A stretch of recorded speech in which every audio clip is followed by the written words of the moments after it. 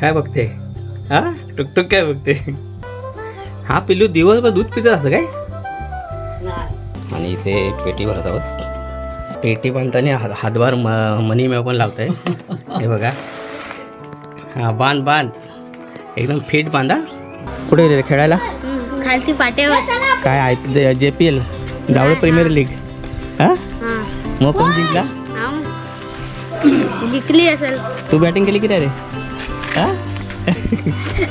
आता हा तयार झालेला आहे आणि खास करून झाडावरचं पिकलेलं झाडावरचा जो पिकलेला हापूस आंबा असतो तो जर पिकलेला तुम्ही खाल्लात ना तर त्याचं जे चव असतं ना ते एक नंबर असतं. इथे बघा इथे आमरस बनवून सुकट ठेवलं आहे. आमरस आहे.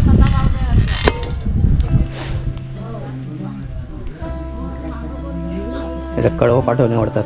हे काय आणि हा निवडलेला आहे काय? हे निवडलं एवढी पोचा पोचा आहे ना. याला पोचा बोलतात. हे बघा आता जातात तिकडे निवडलेलं आहे कडवं. हे आमची मनीमा इकडे झोपले आहे. ए काय का उठ उठ उठ. नमस्कार मित्रांनो, पुन्हा एकदा स्वागत आहे आपल्या चॅनलच्या कडे व्हिडिओमध्ये. तर मित्रांनो मी माझ्या कोकणातील गावी आहे आणि इथे बघू शकता आमचा हा मंगिलदार. हे बघा ह्या काजूच्या बिया आहेत. आता आम्ही भाजणार आहोत त्या. आणि हा जो आंबा आहे हा आंबा म्हणजे झाडावर पिकलेला आंबा आहे. हा आडीचा नाही आहे, पडलेला आंबा आहे पिक्का. त्यामुळे ह्याची चव भारी असणार आहे. आत्ताच बाबा घेऊन आले तर कापणार आहे थोड्या वेळाने. झाडावरून पिकलेल्या आंब्याची चव खूप छान असते, गोड असते. हे बघा मांजर दूध पत्ते. ए म्हणे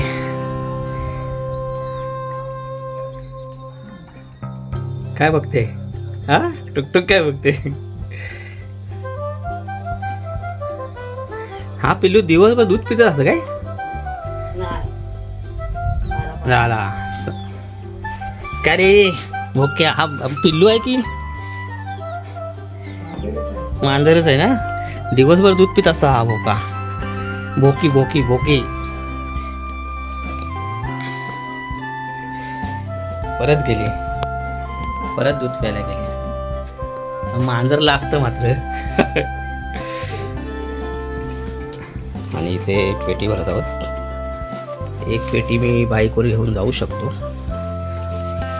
इथं बघा तयार झालेले आहेत आंबे. हा पिकलेला आहे. बाकीचे पण मोस्ट तयारच आहेत. ही 48 आंब्यांची पेटी आहे. त्याच्यामध्ये 48 आंबे राहू शकतात. हे बघा ही मनी मेव बघा कशी मजा करते. हे मनी मनी मनी. हिला किती वर्ष झाले? आपलं किती महिने झाले? काय म्हणते? 6 महिन्याची?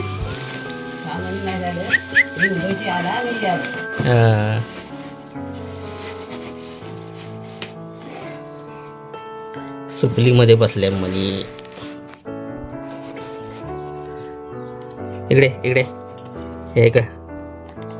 हात पकड, हात पकड.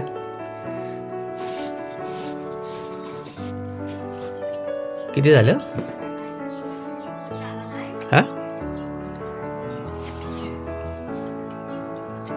हा कितवा थर आहे? शेवटचा थर आहे? 34 48 झालं पाहिजेत. हे बघा खेळते बघा कशी. हा आंबे जाड असल्यामुळे आहे ना ते त्या थर थोडा वरती आला आहे. बघूया आता वरती एक छोटीशी जर साईज राहिली तर ठेवू.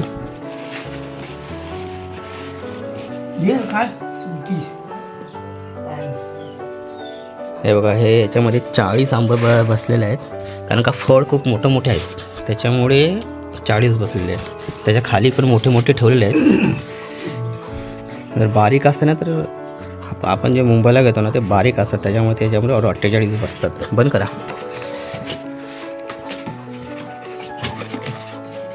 आता तुम्हाला रायवड आंबा दाखवतो. बघा हे रायवड आंबा हे आमच्या सोलाडीमध्ये डोंगराचा आंबा आहे. हा डोंगरातला आंबा आहे. मला दाखवतो सोलाडी कुठे आहे ते. इथून आपण जर बघितलेत ना आमच्या घराच्या समोरच वरती जे डोंगर दिसतंय ना त्याला सोलाडी बोलतात. तर तिथून आंबे आणलेले ते हे बघा ते हे रायवड आंबे त्यांना बोलतात. रायवड आंबे सगळे पिकलेले आहेत ते. पण आता माझी मजबुरी आहे की बाईकवर एवढा सगळा घेऊन जाऊ शकत नाही. तर मी एक पेटी आता जाताना घेऊन जाणार आहे. हे बघा कसे खेळते पेंड्याबरोबर. मज्जा आली तिला. ए मनी मनी होय झालं ना. पेटी बांधताना हातभार मनी मेव पण लावत आहे. हे बघा. हां बांध एकदम फिट बांधा.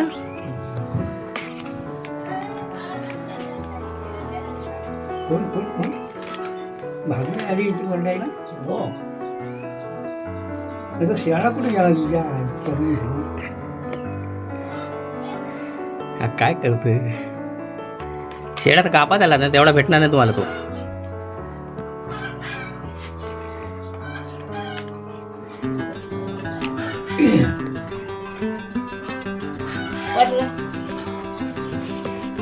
ए मनी बांध.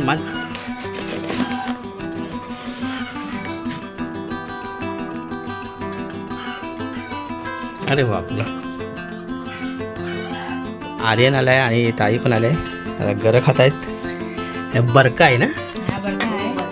बरका कापा आणलाय.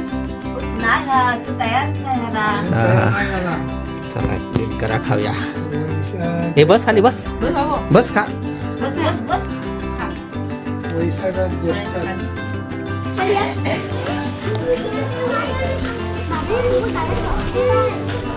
कुठे गेले खेळायला. खालती पाट्यावर. काय JPL जावळ प्रीमियर लीग. हा मग कोण जिंकला. जिंकली असेल. तू बॅटिंग केली की रे. हा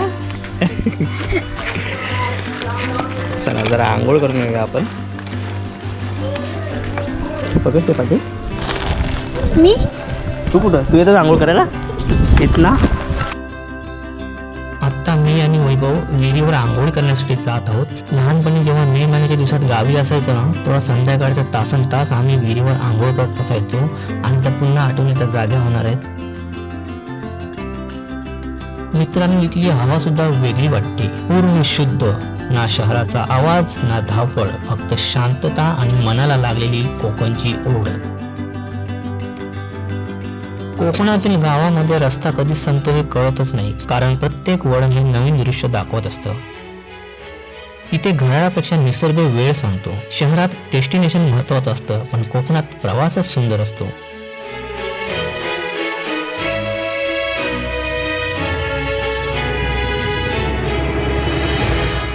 थोड्याच वेळात सूर्य मावळेल पण हा प्रवास हे क्षण आणि आजची संध्याकाळ कायम लक्षात राहणार.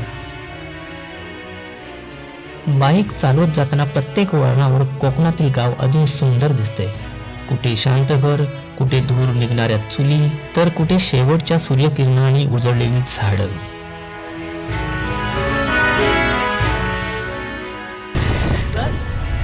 आंघोळ कराय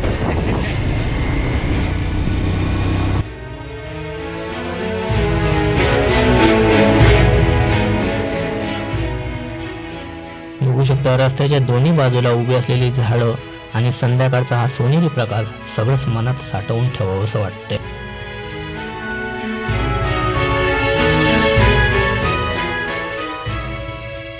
शहरात कितीही दिवस राहिले ना तरी मनाला शांतता मिळते ती फक्त कोकणातच.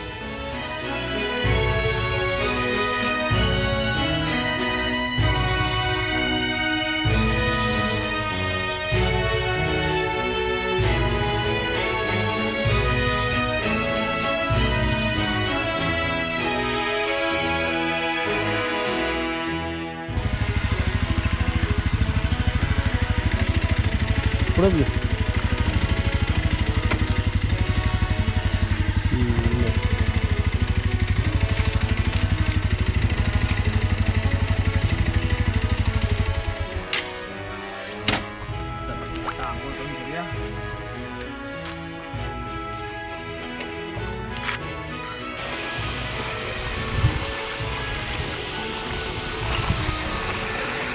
विहिरीचा पाणी आहे आणि हा पाईपाने इथे पंपाने इथं आणलेलं आहे.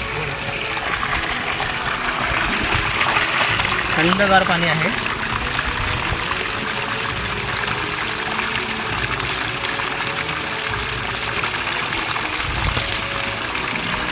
बिसलेरी सुद्धा झक मारेल याच्या सामने पाणी आहे.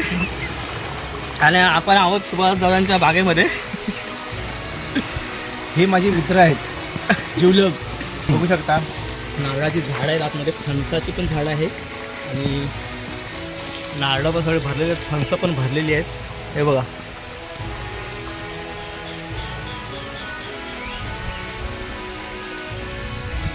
बघा हा फणसाचं झाड आहे आणि बघू शकता आतमध्ये एवढी फणसं भरलेली आहेत ना, इथून पासून वरपर्यंत फणसं भरलेली आहेत. तर हा आमच्या कोकणातला खास करून मेवा असतो. हे बघा पूर्ण भरलेला आहे फणस.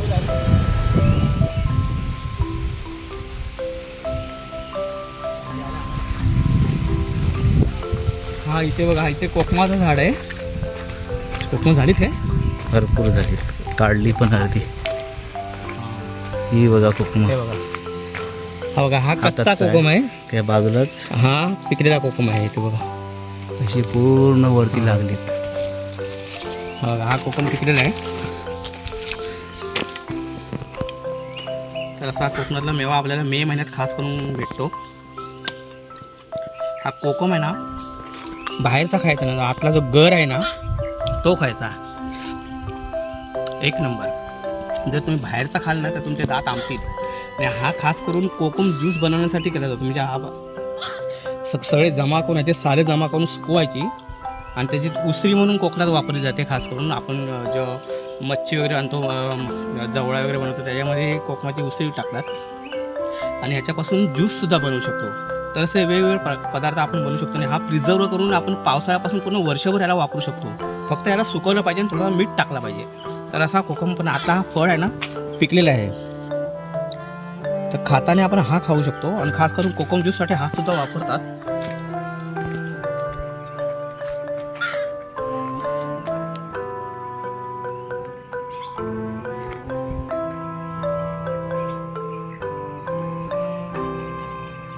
एक नंबर.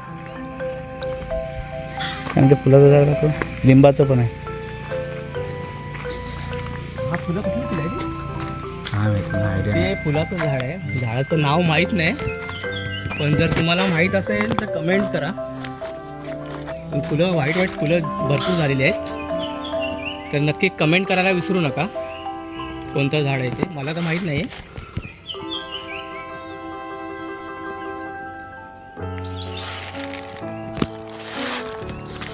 लिंबूचा झाड.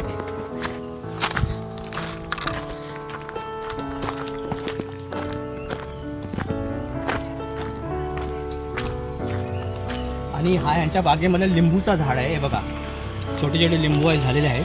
हे छोटे आहेत अजून, ते म्हणजे असे मजबूत झाले नाही ज्यांच्याकडून रस येऊ शकतो. थोडेसे मोठे झाले की त्यांच्यातून रस येऊ शकतो. तर असा हा लिंबूचा झाड आहे. तर मित्रांनो बघू शकता यांच्या बागेमधला हा काजूचा झाड आहे. आणि काजू आहेत पण वरती वरती खूप असे आहेत. आणि खाली बघू शकता, खाली सगळे पडलेले आहेत, सगळे पिकलेले काजू ह्याचे सगळे. हे बघा झुडपाच्या झुडपामध्ये इकडे पुढे पण पडलेले आहेत इकडे सगळे.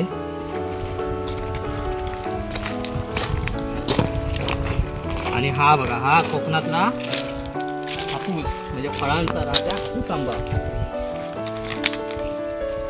अस्सल हापूस आहे हा, रत्नागिरी हापूस आंबा आहे हा. तर हा मस्त दिसतंय. हा बघा हा सुद्धा म्हणजे आता हा तयार झालेला आहे. आणि खास करून झाडावरचं पिकलेलं जे झाडावरचा जो पिकलेला हापूस आंबा असतो तो जर पिकलेला तुम्ही खाल्लात ना तर त्याचं जे चव असतं ना ते एक नंबर असतं. म्हणजे आळीपेक्षा जो झाडावरचा पिकलेला आंबा एक नंबर चव असते त्याची.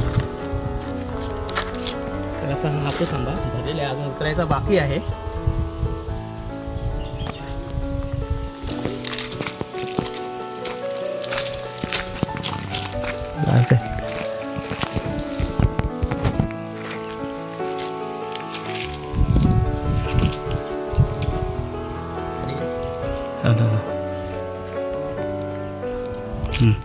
तर आता अशा प्रकारचे हे मे महिन्यात अशा प्रकारचा मेवा हा कोकणात बनत असतो. आता आपण काय काय दाखवलं मला बघा, काजू दाखवला, हापूस आंबा दाखवला, नंतर फणस दाखवले, नंतर कोकम दाखवले.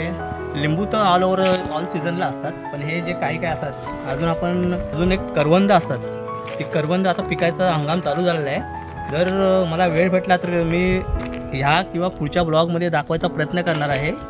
कारण की ते जरासुद्धा आपण जंगलाच्या वरती गेलो ना तर प्रत्येक म्हणजे पट्ट्या म्हणजे लागोलाग तिथे करवंदाची झाडं असतात आणि एकदम पिकलेली भरलेली असतात ती.